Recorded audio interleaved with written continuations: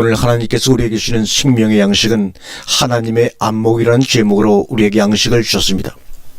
우리 이 양식을 마음껏 먹고 하나님과의 귀한 소통의 시간을 갖도록 하겠습니다.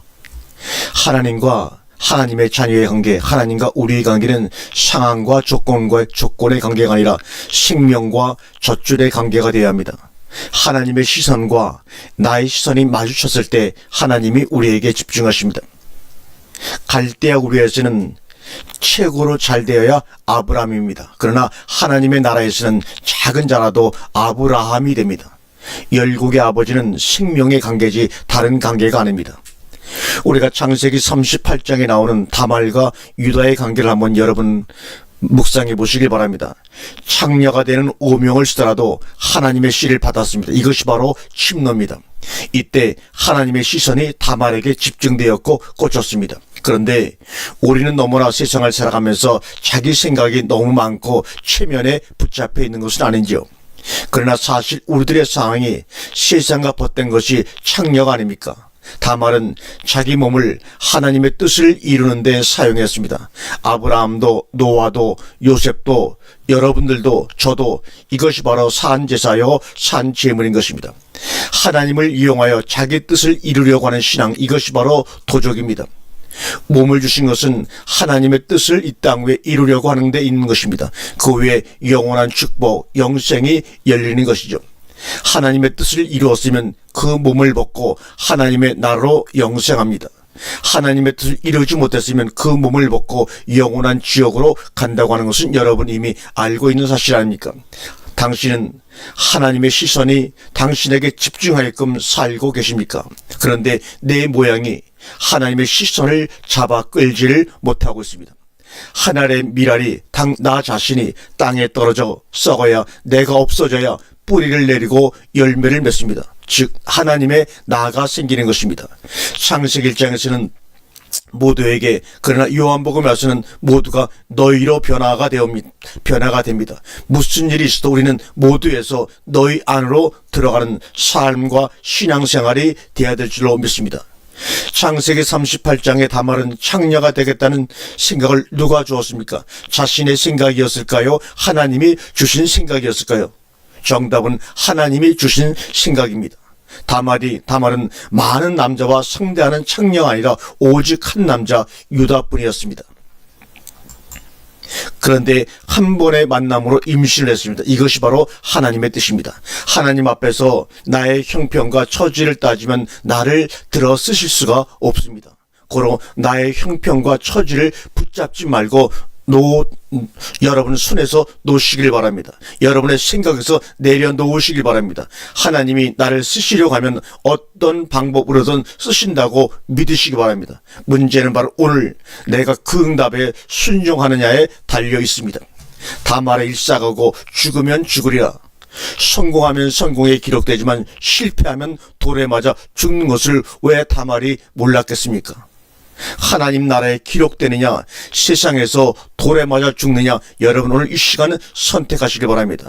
항고나 주영아 민수야, 오늘 이 시간 바른 선택을 하기를 간절히 원한다.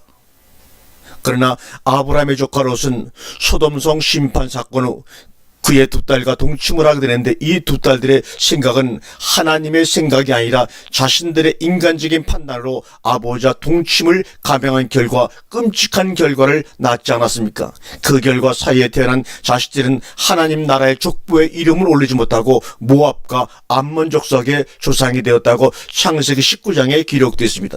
세상의 도리를 쫓아 술을 마시고 말입니다. 이 말은 자신의 생각과 깨로 생각해낸 결과지 그 순간에 불로 심판하신 하나님의 마음과 시선을 전혀 생각하지 않았다는 것입니다. 하나님의 시선이 얼마나 다말에게 집중되었으면 창세기 37장 36절에서 39장으로 바로 이어져야 하는데 그 사이에 38장을 끼워 넣으셨을까? 알겠는가? 아시겠습니까? 하나님의 마음과 시선을 말이죠. 천국 가는 계산기는 다말의 계산기가 가장 좋은 것입니다. 야곱을 두들겨 패야 이스라엘이 되었습니다. 야곱을 두들겨 패서 이스라엘을 준비하신 하나님, 그 마음을 여러분이 오늘 이 시간 아시기를 간절히 바랍니다. 다말의 자식인 베레스와 세라는 하나님 나라의 징검다리 역할을 충실히 함으로 한 일이 특별히 없었음에도 불구하고 하늘나라 족보에 자신들의 이름을 기록하였다는 사실을 기억하시길 바랍니다. 징검다리라는 것은 무엇입니까? 내과의 환경과 조건을 따지질 아니합니다. 그저 사람들이 밟고 잘 지나가면 자기의 목을 다해 해내는 것입니다. 왜 우리는 나 자신은 하나님의 뜻에 좋은 것으로만 쓰인다고 착각을 합니까? 또 그래야만 한다고 생각을 합니까? 당신이 하나님입니까? 당신은 하나님이 아니지 않습니까? 성경의 인물들을 보세요. 요셉은 형제들의 모함으로 인해서 형제들의 미움을 받고 다른 사람들은 그 형제들에 의해서 팔려갑니다.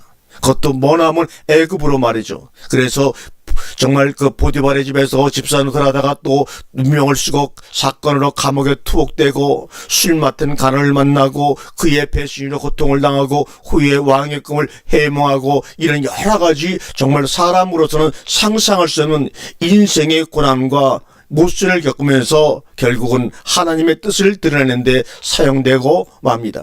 하나님은 그 많은 요셉의 인생 여정 가운데 꿈을 내목케 함으로 이스라엘 백성을 불러들이려고 준비하고 계십니다. 무엇으로요? 꿈을 해몽케 함으로. 엄청난 일도 아닙니다. 왜 하필 그런 방법을 쓰셨을까? 우리는 알 길이 없습니다. 그냥 애굽의 야곱의 식구들을 불러들였으면 얼마나 편히 있다 가게 하지.